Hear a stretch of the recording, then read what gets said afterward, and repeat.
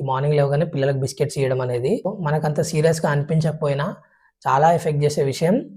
మా పిల్లలకు అస్సలు ఆకలేయట్లేదు డాక్టర్, ఏం చేయమంటారు, అసలు ఏం పెట్టినా తినట్లేదు అని అడుగుతున్నారు. సో వీళ్ళందరిలో నేను కామన్గా అబ్జర్వ్ చేసిన ఒక పాయింట్, మీ పిల్లోడు పొద్దున్న లేవగానే ఏం చేస్తారంటే పాలు తాగుతారండి. ఓకే, దాంట్లో ఏం చేస్తారంటే బిస్కెట్లు తింటారండి. ఏమవుతుంది సార్ ఒకటి రెండు బిస్కెట్లు తింటే? నంబర్ 1, బిస్కెట్స్ మొత్తం మైదా, షుగర్, ఆ రెండు తప్ప ఏముండవు. సో మైదా వల్ల ఏమవుతుంది, అరగడానికే టైం పడుతుంది.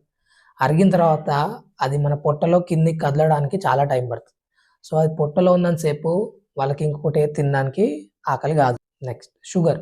ఈ షుగర్ అనేది చాలా క్వాంటిటీలో ఉంటుంది బిస్కెట్లో. షుగర్ అనేది ఎప్పుడైతే మన పొట్టలో వెళ్ళిందో అది మన బ్రెయిన్కి సిగ్నల్ పంపిస్తుంది, కడుపులో ఆల్రెడీ కావాల్సినంత షుగర్ ఉంది, కావాల్సినంత ఎనర్జీ ఉంది అని చెప్పి ఆకలి కాదు. సో మనకంత సీరియస్గా అనిపించకపోయినా చాలా ఎఫెక్ట్ చేసే విషయం ఈ మార్నింగ్ లేవగానే పిల్లలకు బిస్కెట్స్ ఇవ్వడం అనేది. అది కంప్లీట్గా ఆపేసి చూడండి, 99 మంది పిల్లలకి నార్మల్గా ఆకలి స్టార్ట్ అవుతుంది. Thank you.